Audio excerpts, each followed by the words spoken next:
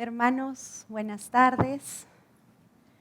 Es un honor para mí estar hoy día con ustedes compartiendo la palabra que el Señor ha puesto en mi corazón, y quería comenzar con una historia que escuché hace poco.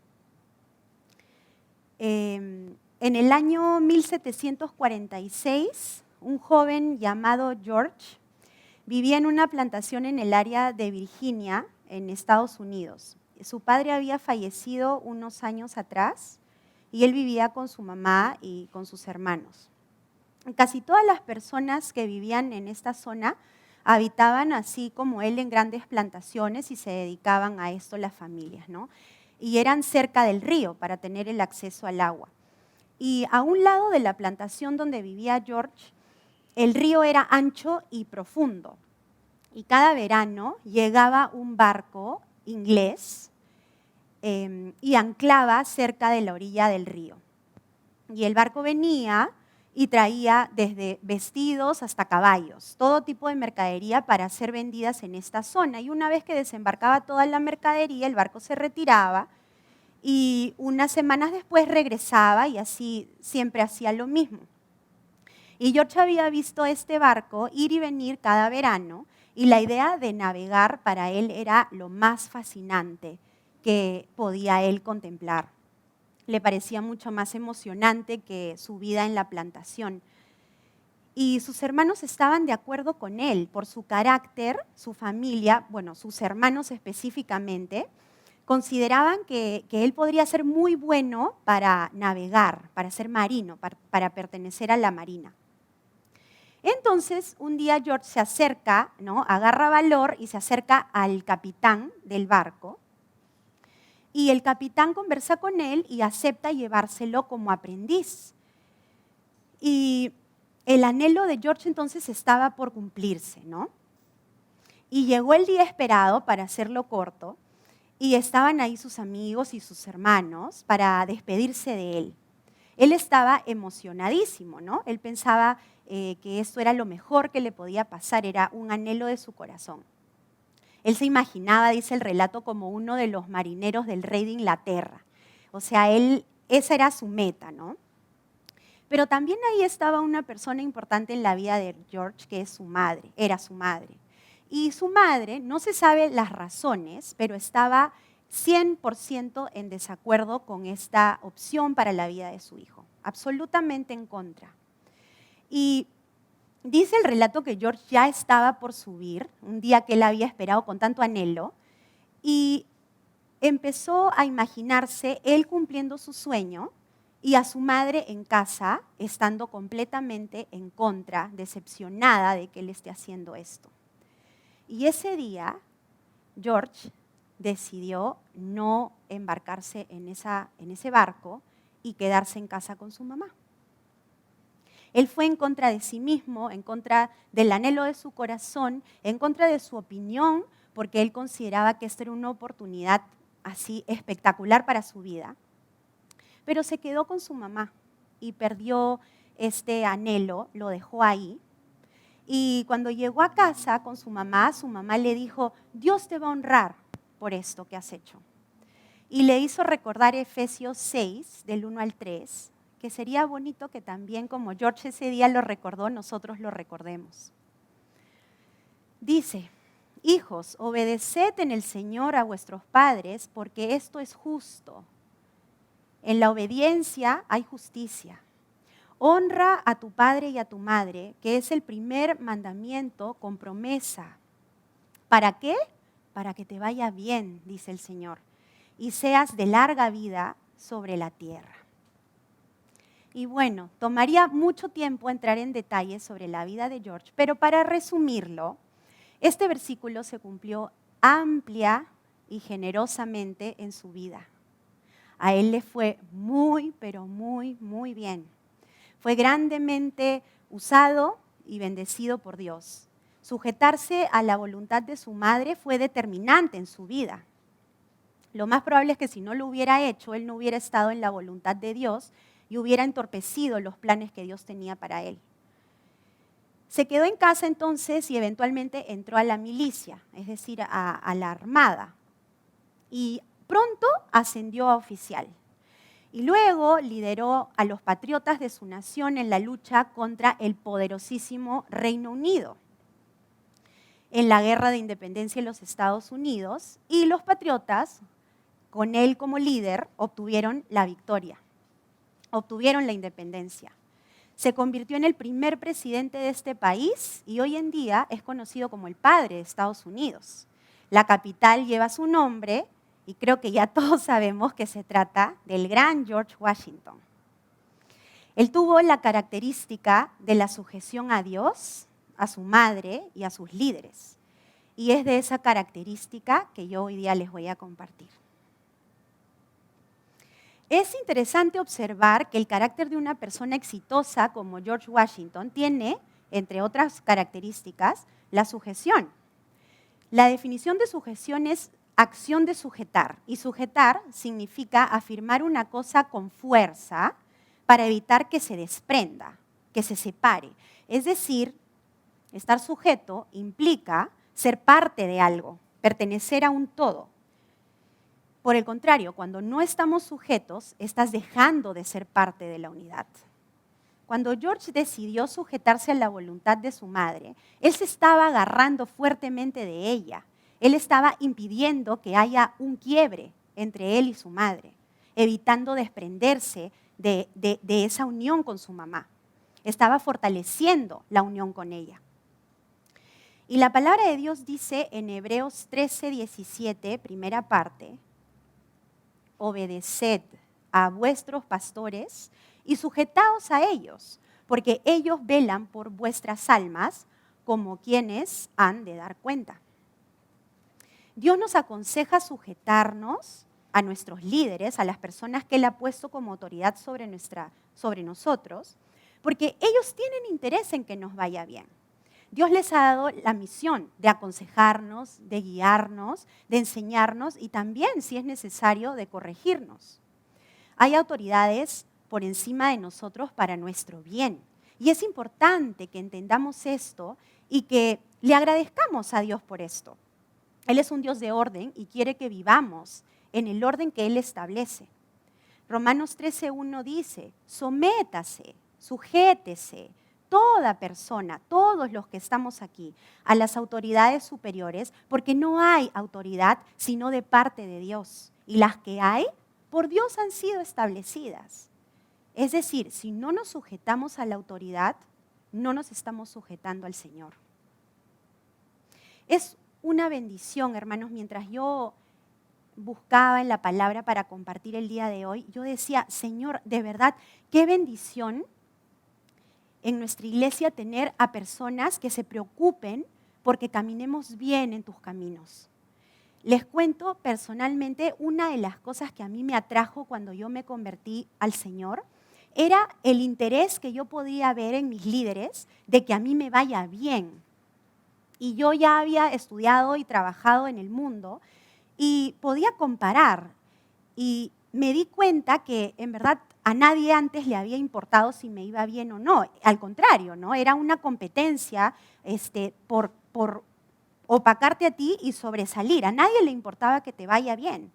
Pero cuando llegué acá, a mi iglesia, me animaba mucho ver que las personas sí querían que me vaya bien, que yo no cometa errores para que me vaya bien. Y comprendí que algo tan bueno como eso, personas que se preocupen por nosotros, porque hagamos las cosas bien, solo podía venir de Dios. Y solo lo podía encontrar acá, en la casa de Dios. Y quisiera que hoy, de verdad, de todo corazón, meditemos en la gran bendición que esto representa en nuestras vidas y preguntarnos también si lo estamos aprovechando. Recordemos, aunque incomoda, que la palabra dice en Proverbios 22:15 que la necedad está ligada al corazón del muchacho. Que no nos incomode reconocer que somos rebeldes, porque lo dice el Señor. Este versículo dice que somos necios, es decir, que tendemos a insistir en los mismos errores, que nos aferramos a ideas o posturas equivocadas. Y esto es completamente opuesto a la sabiduría que Dios te quiere dar a la edad que tienes. Dios te quiere dar sabiduría, inteligencia. Quiere que seas astuto, que corras del mal. Si el Señor nos advierte que somos necios, rebeldes, aunque suene feo, pero es la verdad, es para que estemos conscientes de ello y estar alertas, porque la rebeldía nos impide practicar la sujeción. Y ahora, la idea de la sujeción, pensaba yo también, a veces la tenemos equivocada. Una joven hace mucho tiempo ya me comentó que para ella la idea de sujetarse, cuando ella escuchaba ese término, de obedecer un consejo, de dejarse guiar por alguien, era para ella una opresión a su libertad, una opresión a su opinión personal, que ella tenía derecho, ¿no?, a tener su propia opinión. Y ella estaba completamente equivocada.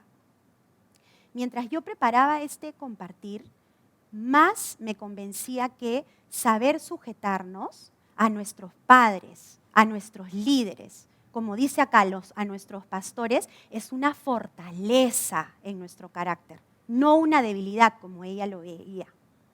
Porque te hace mantenerte unido al cuerpo de Cristo, te ayuda a permanecer, a no desligarte, a no desprenderte de ese todo que Dios quiere que tú formes parte.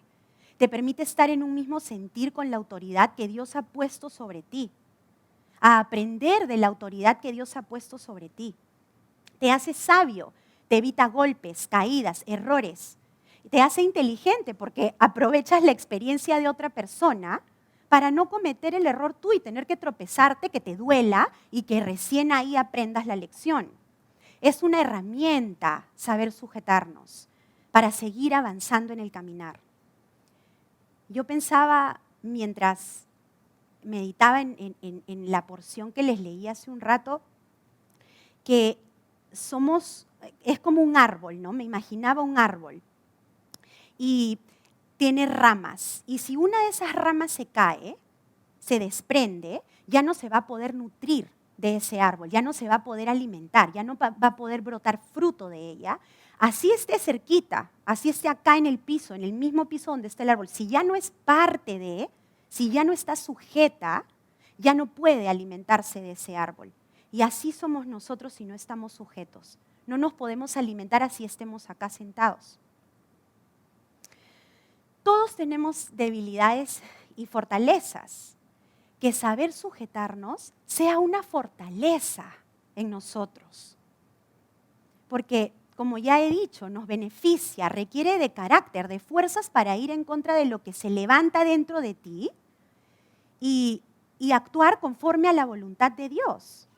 Yo no sé qué haya en las mentes de cada uno de nosotros, solo Dios lo sabe, pero si por tu mente pasa, ¿cómo me voy a sujetar?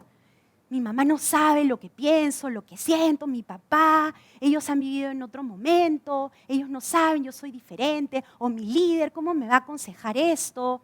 No tiene idea de mi realidad, o ¿para qué voy a preguntar siquiera? Estamos equivocados. El Señor nos dice que ese tipo de pensamientos, Él tiene el poder para eliminarlos de nosotros y que no crezcan, que no los llevemos a una acción. Porque dice en 2 Corintios 10:5 que el Señor nos puede dar el poder para derribar argumentos y toda altivez que se levanta contra el conocimiento de Dios y llevando cautivo todo pensamiento a la obediencia en Cristo.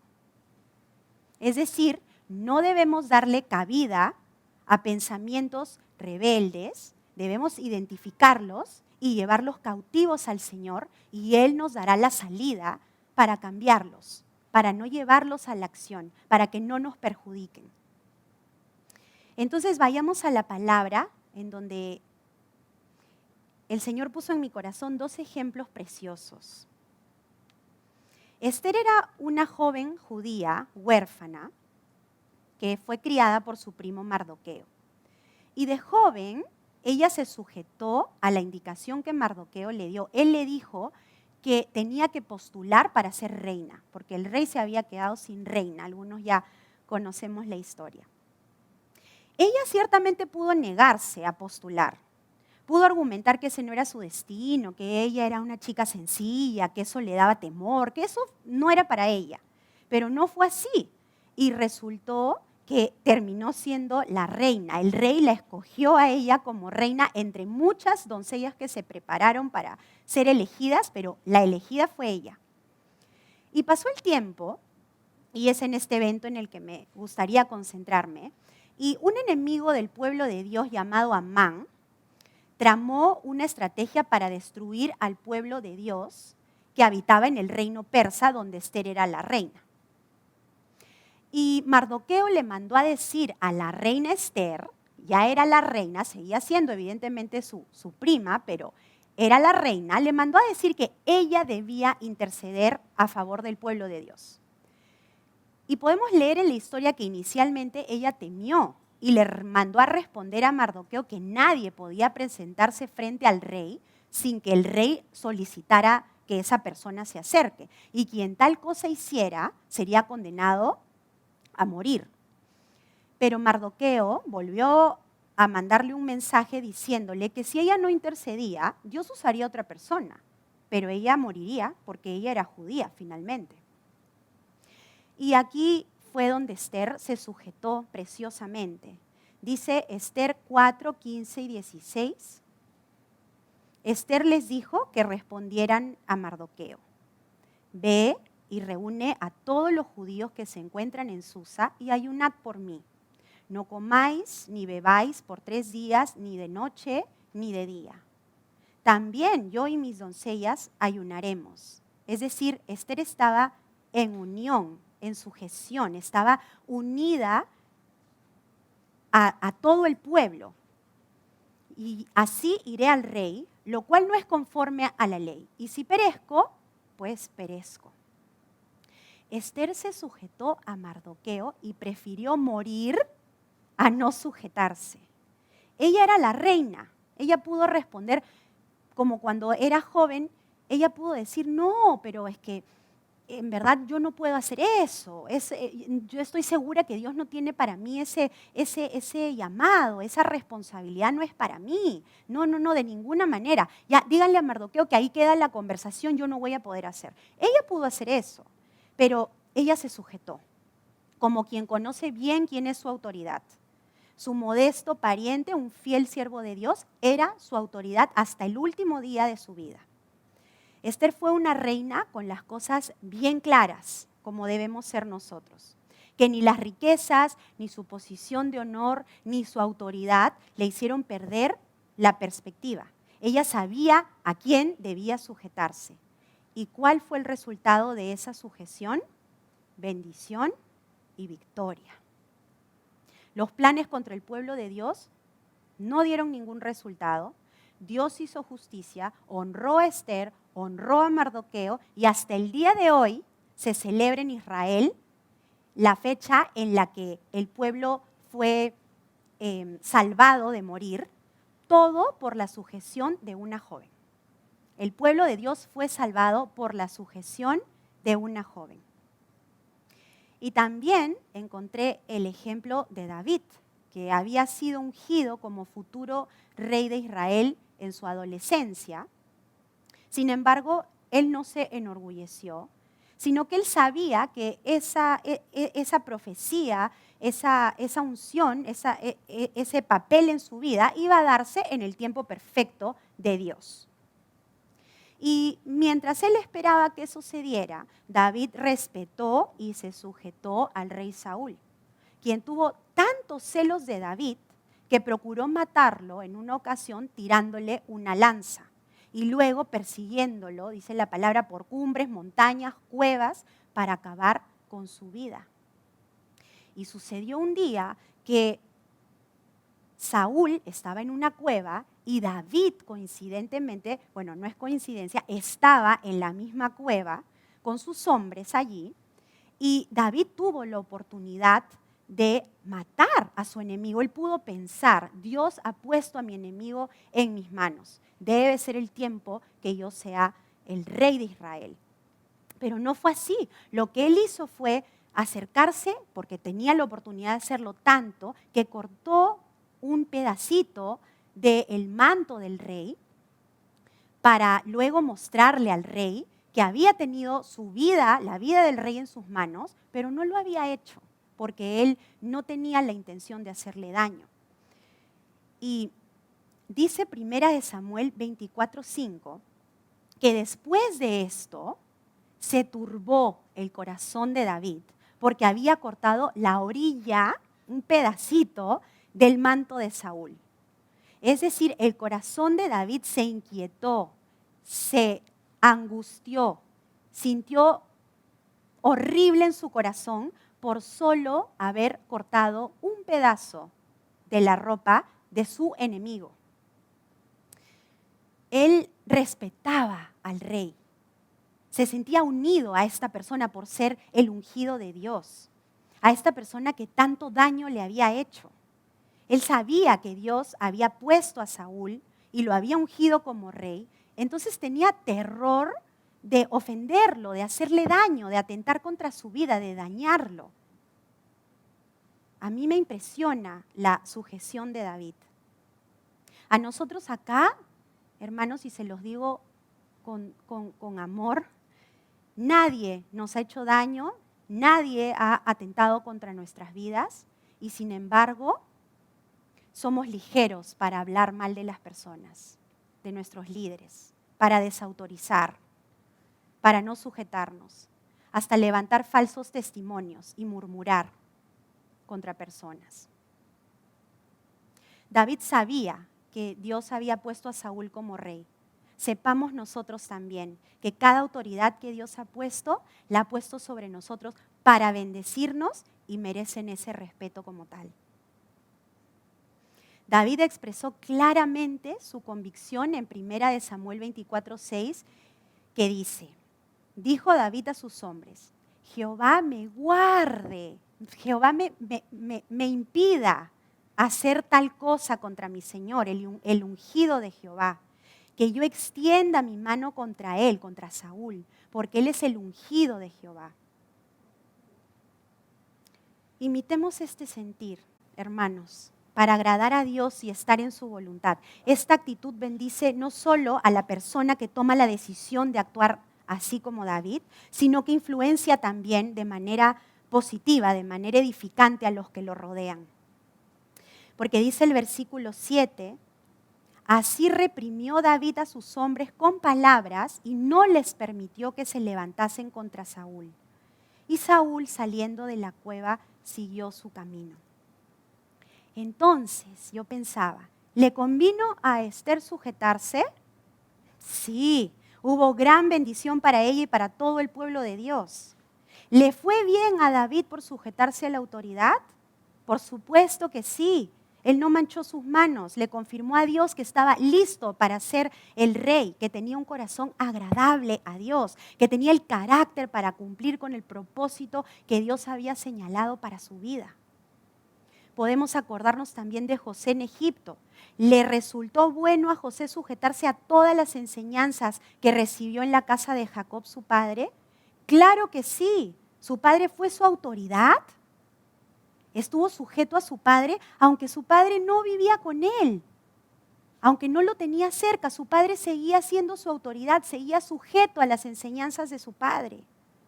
Él no se desprendió de todo lo que le enseñaron, lo puso en práctica y cuando terminó su gran prueba, porque sí fue una gran prueba y él resistió con el poder de Dios, solo recibió bendición tras bendición, como Ester, como David. Todo por sujetarse a lo que le enseñó su padre en su niñez y en su juventud.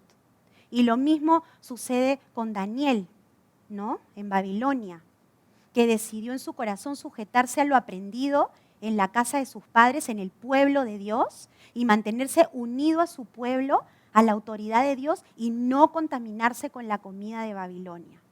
Fue inteligente de parte de José y de Daniel sujetarse. Todo les salió bien finalmente, porque cuando somos obedientes, cumplimos el propósito que Dios ha trazado para nosotros. Cuando algo más bien no nos sale bien, es porque no nos hemos sujetado, porque no hemos obedecido, porque hemos menospreciado el consejo. Pero estos 4 personajes bíblicos pusieron en práctica el consejo, pusieron en práctica la sujeción, la tomaron como una fortaleza en sus vidas y todo le salió bien. Hace un poco de tiempo, un joven me entregó un trabajo suyo. Yo no lo tenía que corregir. Sin embargo, no pude evitar, porque a veces tú ves, ¿no? y te das cuenta pues, que puedes sugerir algo, ¿no? Yo no pude evitar darle mi opinión al respecto. Y de una forma muy correcta, él defendió su trabajo porque había un manual que lo sustentaba. Entonces yo me quedé callada y le dije, ok, perfecto. Pero pasaron 2 minutos y este joven volvió a enviarme ese trabajo que él había hecho con mi sugerencia incluida. Y la verdad me sorprendió y me pareció excelente de su parte. Él estaba confiando en que mi sugerencia aportaría algo bueno en su trabajo. Y la verdad es que meditaba cuando me pasó esto con él y no tenemos que entender lo que nos están aconsejando. Solamente tenemos que confiar que si obedecemos, Dios nos va a bendecir. Y que la persona que nos está sugiriendo ese cambio, esa mejora, ese consejo, solamente desea hacernos el bien. Es una rebeldía pensar lo contrario y darle cabida a ese tipo de pensamientos, como hemos visto hace unos minutos. Por otro lado, también encontré ejemplos en los cuales, en la Biblia, en los cuales las consecuencias de la falta de sujeción pueden ser gravísimas. Pueden ser muy dolorosas para nosotros y para nuestro entorno. Vemos, por ejemplo, a Sansón, ¿verdad? En el libro de Jueces, quien tenía un llamado maravilloso, tenía un llamado de líder, un llamado de libertador del pueblo de Dios. ¿Y qué hizo que este joven, con ese llamado tan precioso, con esa fortaleza poderosa que Dios había puesto en él, termine ciego, preso, burlado, humillado y destruido por sus enemigos? Fue la falta de sujeción. Él recibió de sus padres una serie de requisitos para que el propósito de Dios pueda cumplirse en su vida. Y él todo lo menospreció, todo lo desechó y acabó, podemos leerlo en la palabra, no lo vamos a leer ahora, acabó como ninguno de los que estamos aquí quisiéramos acabar. También quería mencionar el ejemplo de Aarón y Miriam, quienes murmuraron contra Moisés, su hermano, el líder que Dios había levantado en Israel. Si vemos el significado de murmurar, nos podríamos dar cuenta, hermanos, que cometer este pecado es muy fácil y que es una manifestación de falta de sujeción.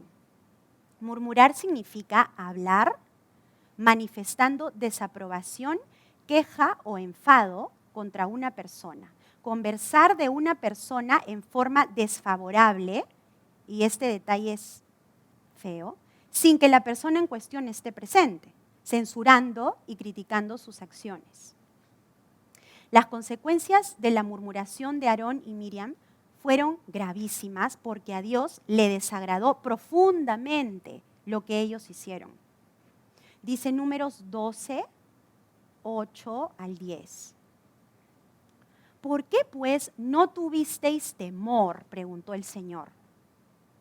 Deberíamos tener temor de hacer algo como lo que ellos hicieron. ¿Por qué no tuviste temor de hablar contra mi siervo Moisés? Entonces la ira del Señor se encendió contra ellos y se fue. Y la nube se apartó del tabernáculo. Y he aquí que María estaba leprosa como la nieve. Y miró Aarón a María y he aquí que estaba leprosa. Entonces hubo una consecuencia grave de este pecado, de esta falta de sujeción, de esta falta de respeto. Para el Señor no es una falta leve, como tenemos acá en la ley señalizado leve, mediano, grave. Para el Señor fue grave, no fue leve. María terminó leprosa. Y luego me percato en el versículo 13 de Números 12, ¿quién fue la persona que oró para que Dios perdone y tenga misericordia de ella? Precisamente el líder afectado, ofendido, el atacado, Él oró para que Dios tenga misericordia de su hermana. Porque dice, entonces Moisés clamó al Señor diciendo, te ruego, oh Dios, que la sanes ahora. Hermanos, como ya ha sido dicho, es un beneficio muy grande tener personas que nos guíen, que oren por nosotros, que nos aconsejen y que deseen de corazón, con sinceridad, que nos vaya bien. En el mundo, los jóvenes buscan modelos que imitar y el enemigo se aprovecha de esta necesidad que tiene la juventud y pone modelos a seguir que los dirigen al camino equivocado, que son un mal ejemplo para ellos. Personas que hacen todo lo contrario a la voluntad de Dios. Y todo esto es muy sutil y por eso es que vemos jóvenes perdidos, desorientados, desanimados, decepcionados. Y los hijos de Dios no debemos dar oído, ni ver, ni escuchar, ni anhelar, ni imitar nada que venga del mundo, nada que no esté inspirado por Dios. En el mundo se celebra la falta de sujeción, la rebeldía. Se celebra ser amadores de sí mismos, se celebra ser autosuficientes, no depender de nadie, no escuchar al papá, no escuchar a la mamá, no escuchar al líder, no escuchar a nadie. Eso se fomenta y se celebra en el mundo. Y es una desobediencia y una necedad disfrazadas de una supuesta libertad que los jóvenes se merecen. Todo es un engaño. Caminar en sujeción solamente nos lleva a recibir bendiciones. Nos ayuda a vivir en paz. Cuando no estamos sujetos, no tenemos claro a quién seguir, por dónde ir. No tenemos guía. Vivimos en incertidumbre, cuestionando, renegando, quejándonos. La sujeción nos ayuda a descansar, a confiar, nos alivia, nos evita cometer errores con consecuencias terribles, como hemos visto. Nos evita dolor. La sujeción, la obediencia, solo puede dar un resultado: bendición para nuestras vidas. Quería llamar a los músicos.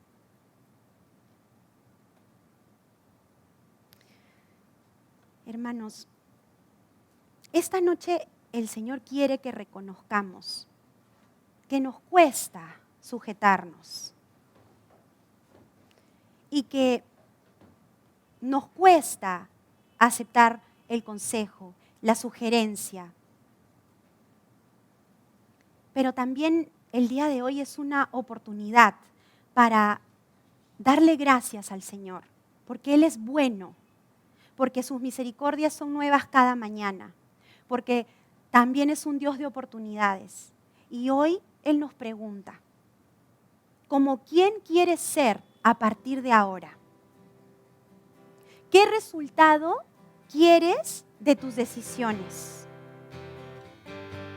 Quizás no tengamos clarísimos cuáles son los planes que Dios tiene para nuestras vidas, dónde nos querrá usar, pero debemos saber una cosa, que con un rebelde Dios no puede cumplir planes. ¿Qué hubiera pasado si George no se sujetaba a su madre? ¿Hubiera sido el gran líder que fue de tanta bendición para su país? ¿O si Esther no se sometía a Mardoqueo? Ella hubiera muerto. ¿Qué hubiera pasado si David no se sujetaba a Saúl? Que hubiera demostrado a Dios que no estaba listo para la tarea que tenía para su vida.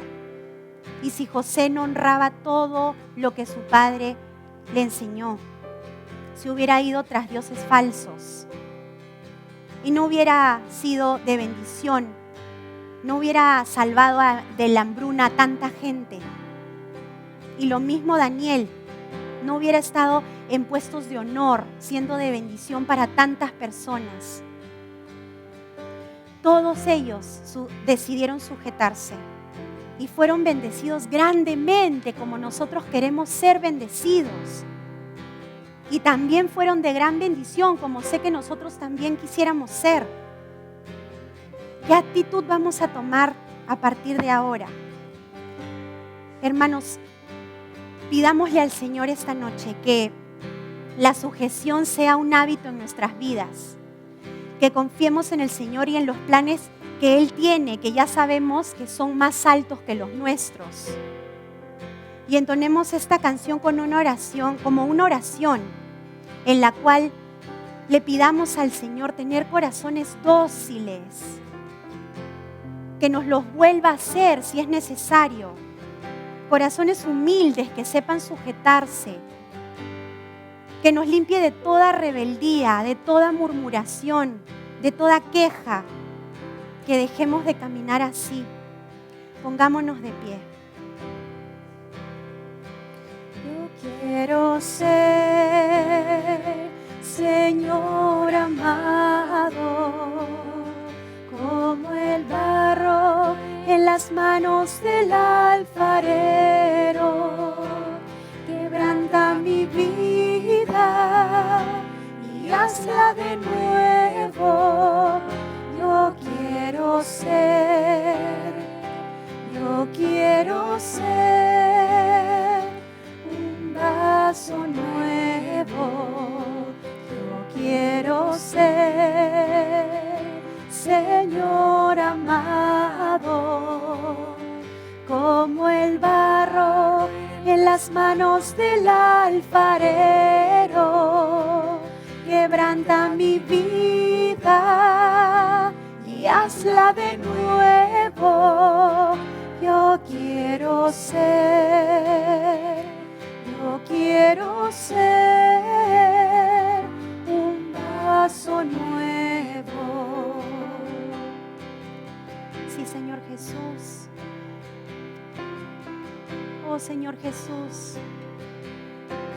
Si es necesario que nos vuelvas a hacer, Señor, aquí estamos, Señor, para que nos des esos corazones dóciles, Señor, esos corazones sujetos a ti y a toda autoridad que tú hayas puesto sobre nosotros, Señor. Que sepamos darte gracias, Señor, por nuestros padres, por nuestros líderes, por toda persona, Señor, que tiene ese interés en que nos vaya bien, Señor, como dice tu palabra. Te damos las gracias, Señor, por la oportunidad que hoy día nos das de pedirte que nos des corazones dóciles, Señor, sujetos, Señor, y que nos quede grabado, Señor, que estar sujetos es un beneficio y una fortaleza para nuestras almas, Señor, y que nos asegura que tú nos vas a bendecir, Señor, y que seremos de bendición por donde vayamos, Señor. Enséñanos, Señor, te necesitamos, Padre.